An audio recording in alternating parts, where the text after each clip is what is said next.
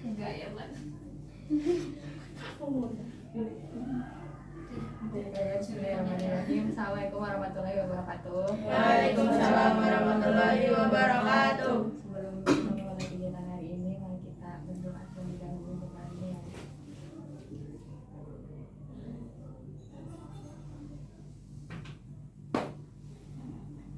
Yang Gimana kabarnya teman-teman? Alhamdulillah. Luar biasa. Allahu Akbar. Alhamdulillah. Semangat ya Mbak. Semangat. Semangat. Pagi ini aku mau sharing tentang apa ya, insight dari pelatihan public speaking yang sebelumnya aku ikuti. Teman-teman udah tahu ya public speaking itu apa? Ya. Ya. Sudah. Ya betul. Public speaking itu saat ini berbicara di depan banyak orang, di depan umum. Tujuannya itu untuk apa sih? Beberapa tujuan dari public speaking itu diantaranya yang pertama untuk memberikan informasi, yang kedua itu untuk memberikan motivasi, yang ketiga itu untuk mempengaruhi, dan yang keempat itu bisa juga untuk menghibur. Public speaking yang tujuan menghibur itu contohnya stand up comedy. Terus pertanyaannya nih, ada pertanyaan kemarin waktu public speaking. Menurut teman-teman, public speaking itu bakat atau sesuatu yang bisa dipelajari? Betul. Jadi public speaking itu sesuatu yang bisa dipelajari. Tapi kalau misalnya nih seseorang yang emang dari kecilnya itu udah biasa tampil di depan, misalnya mungkin tampil lomba atau apa ya, dacil cili kayak gitu, yang udah biasa tampil di depan, itu tuh kemungkinan kalau misalnya besar dan belajar tentang ilmu public speaking itu nanti penerapannya itu bakal lebih mudah karena udah biasa gitu.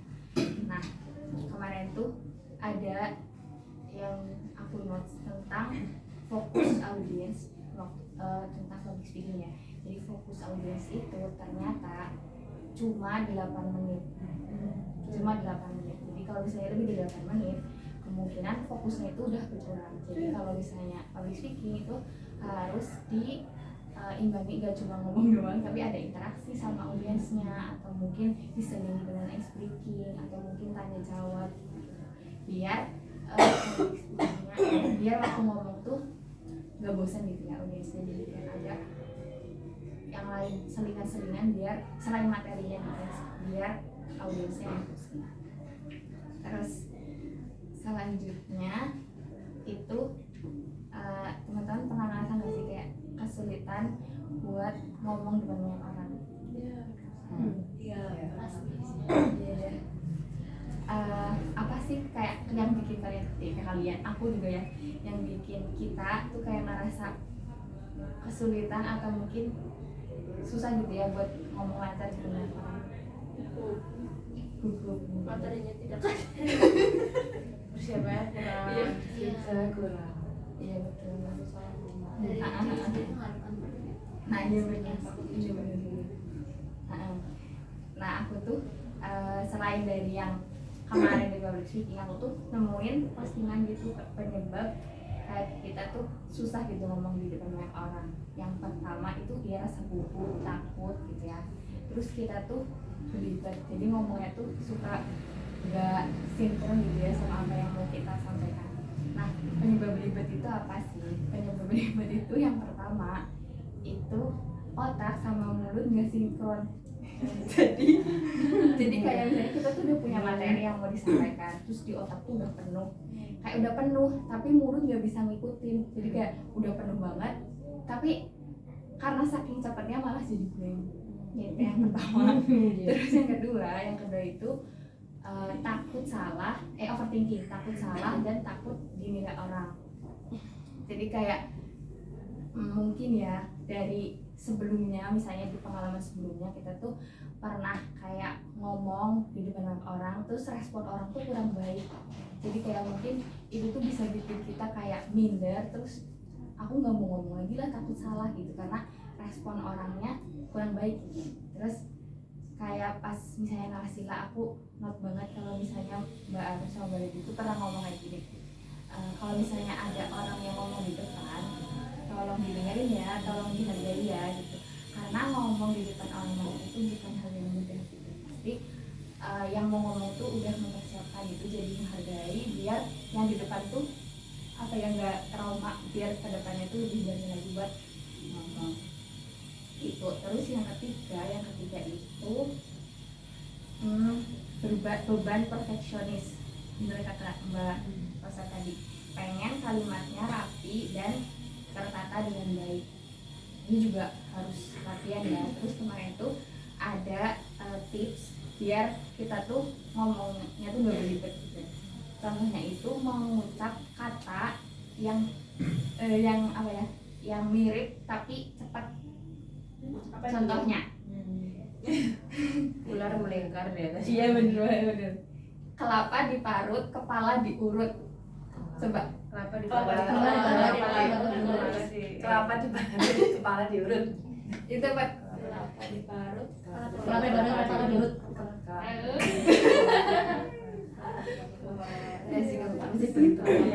Kepala diurut. Terus melon, lemon, molen. Melon, lemon, molen. Melon, lemon, molen. Melon, lemon, molen.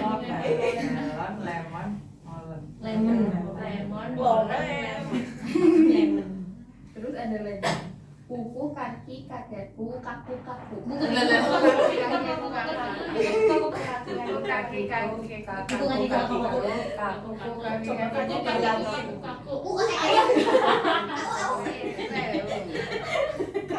Itu jadi apa ya, itu juga bisa mengurangi dia tomu apa ya Kak? Tamu. Lidah. Iya pokoknya latihan Sing lo gitu. senam apa ya? Senam ya. Iya. Senam Biar biar enggak ribet gitu kalau ngomong. Gitu. aku benci otakku. Udah itu tips ya. Terus sedikit kalau kemarin kan dari Alifan nonton video ya, terus aku sedikit review dari filmnya. Jadi judul filmnya itu The King's Speech. Jadi ceritanya di Inggris si rajanya ini tuh punya kekurangan kayak nggak berani ngomong di depan banyak orang.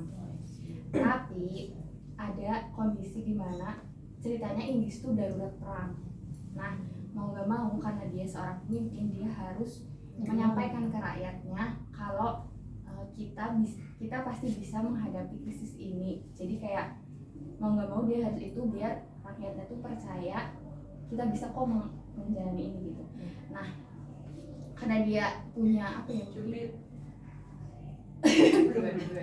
karena punya yang tadi jadi kayak public speakingnya tuh kurang gitu, jadi akhirnya dia tuh nggak ngomong di depan orang langsung, kayak bikin kayak dia tuh ngomong di dalam satu ruangan terus pakai pengarah suara gitu ya. Nah di situ apa sih yang ketika dia juga belum apa ya, misalnya kendala di public speakingnya, hal-hal yang bikin dia jadi akhirnya berani itu mungkin yang pertama karena dia punya kemauan ya, karena dia mungkin punya rasa tanggung jawab sebagai pemimpin harus menyampaikan itu. Terus yang kedua lingkungannya tuh support ya, dari staff-staffnya, terus istrinya juga itu kan support banget. Terus pas lagi di ruangan tuh kan ada kayak pelatih yang buat ngomongnya ya, itu tuh udah nyiapin teks dan itu tuh kayak ada panggalan gitu kan. Jadi waktu dia ngomong tuh mana yang harus ditekankan, mana yang harus mungkin nadanya dinaikkan kayak gitu. Jadi itu tuh ada pelatih. Terus karena kan dia tetap grogi ya, pelatihnya tuh bilang tenang, anggap aja kita lagi ngobrol berdua, bukan yang kita ngomong dengan orang. Akhirnya dengan segala keberanian dan takut itu dia akhirnya bisa gitu ngomong dengan orang. Terus akhirnya kan rakyatnya juga kayak mengapresiasi ya, kayak oh iya, jadi dengan keberanian itu akhirnya bisa apa ya, membuat rakyatnya itu percaya gitu. Itu sedikitnya. Terus kesimpulannya dari film dan mungkin dari beberapa yang tips itu untuk public speaking itu dimulai dari keberanian, terus yang kedua itu kemauan untuk mencoba dan terus berlatih. Kemarin tuh ada banget yang di catatanku, semua tips baik, namun tidak berarti apa-apa jika tidak diaplikasikan. Maka kuncinya adalah berlatih, berlatih, dan berlatih. Gitu.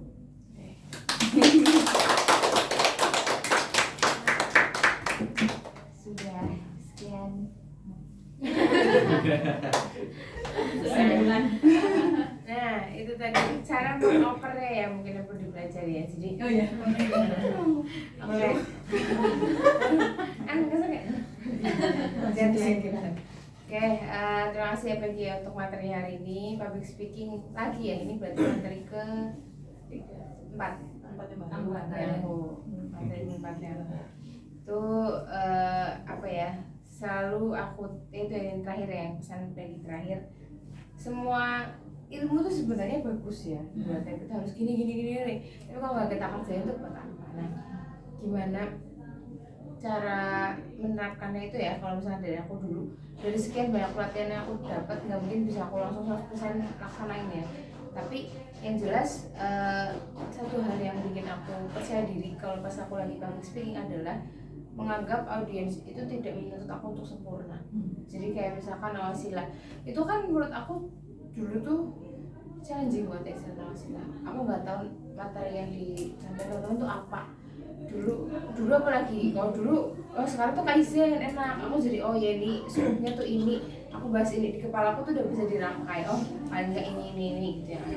Kalau nggak ada ya berarti di take out masukin. Gitu. Nah kalau dulu kan random banget. Ada yang bahas kedai, elang, film, ada yang bahas buku, ada yang bahas apa lagi? Anime. Ini aku malah gak punya kayak gimana. Itu, dan aku tipe orang yang gak mau nanya dulu loh. Maksudnya misalnya Mbak Modi tuh nanya dari malamnya, dari Sabtunya malah nanya, kamu bisa mau ngasih materi apa gitu.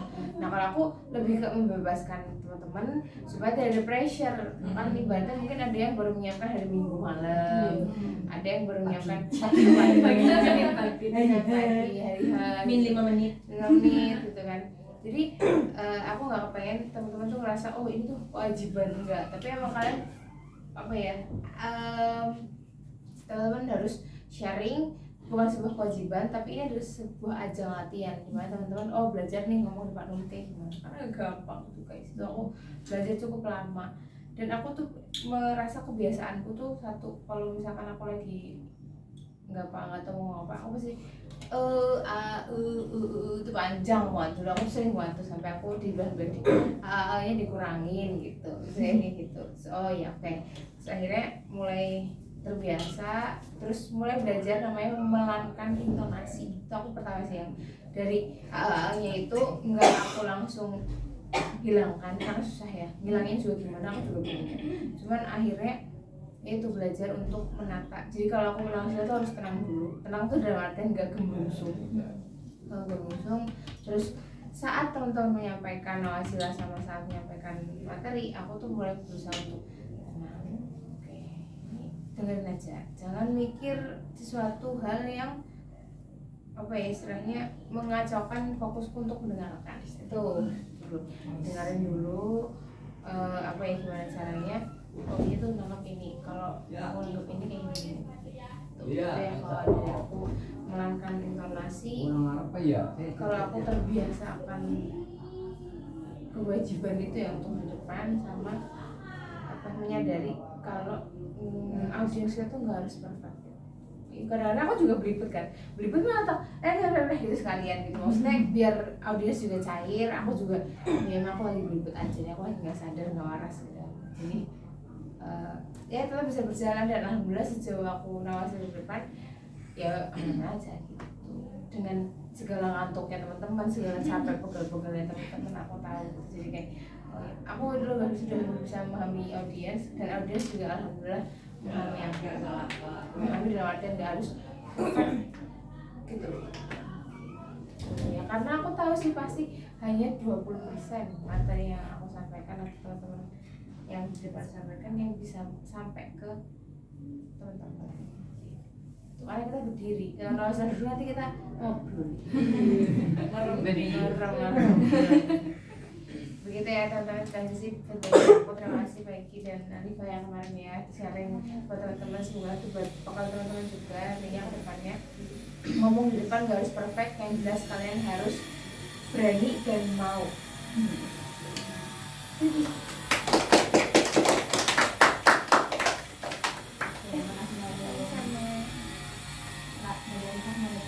Ada aku mau nambahin. Nah, kalau untuk tadi terkait topik ini kan kita juga semuanya audiens. Nah, dari aku kenapa banyak yang gugup, kenapa banyak yang grogi, aku masih gitu ya kadang. Terus aku waktu itu kan dengar yang motif briefing dari Mbak Afia atau menginfokan terkait entusiastik sama panik. Nah, mereka jadi dua hal ini tuh mirip ya, panik sama entusiastik. Nah, jadi kita mencoba untuk merubah panik kita kayak grogi itu menjadi hal yang antusias. Dia aku antusias ngomong di depan umum gitu, biar kita tuh dan aku itu berani jadi lebih pede untuk maju gitu. Karena kalau kita masih yang panik dan takut akan hal-hal di awal gitu, takut yang tadi audiensnya ngejudge kita untuk perfect, yang pengen kita untuk perfect, terus habis itu kita juga pengen perfect juga di depan mereka. Nah itu tuh dikurangin, jadi lebih ke oke, aku mau mencoba dulu, oke, aku coba dulu, terus habis itu setelah kita pede nih, antusias gitu, jadi kita tenang kan, tenang, terus coba nih lihat latar belakang orang-orang kira-kira ngantuk atau enggak, semangat atau enggak. Nah kalau misalkan lihatnya nih ngantuk nih orang-orangnya, kita mau coba catch up dulu sama orang-orangnya, langsung mungkin ngajak tepuk tangan atau ngajak berinteraksi sama audiens kita gitu, biar mereka deg-degan. Ntar tiba-tiba standby dong, tiba-tiba ditanyain gitu, biar standby. Nah itu aja sih, sama apa ya, belajar untuk lebih tenang aja sih, itu aja sih.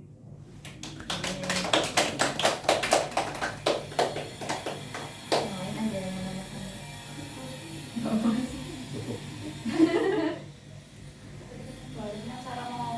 Oh iya, cara ngoper mbak. Cara ngoper. Aku tuh masih belajar ya. Jadi kalau ngoper tuh biasanya tuh aku punya prolog dan epilog ya. Jadi kalau aku udah mau menyelesaikan apa ya, dalam artian speech ya, maksudnya aku bilang, oh iya gini, tonnya aku tuh turun biasanya. Oke, terima kasih ya. Aku alihkan ke yang selanjutnya, Mbak Lady Desandi, misalnya gitu. Itu apa ya?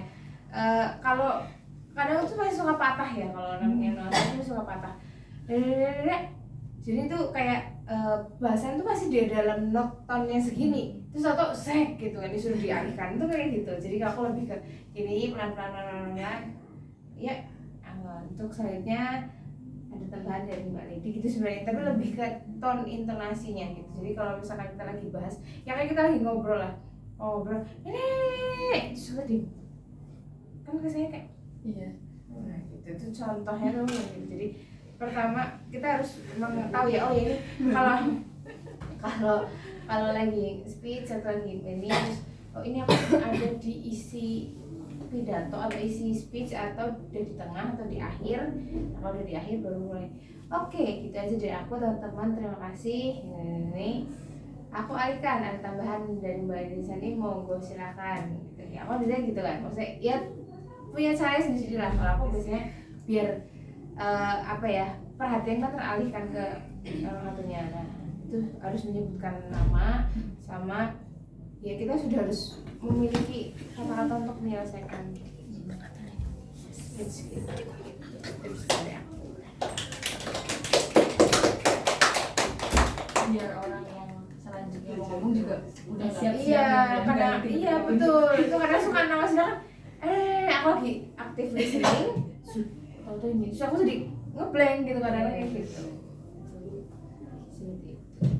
Oke, makasih Mbak Aru, makasih Mbak Alifa dan teman-teman semuanya. Aku cukupkan ya. Assalamualaikum warahmatullahi wabarakatuh. Waalaikumsalam warahmatullahi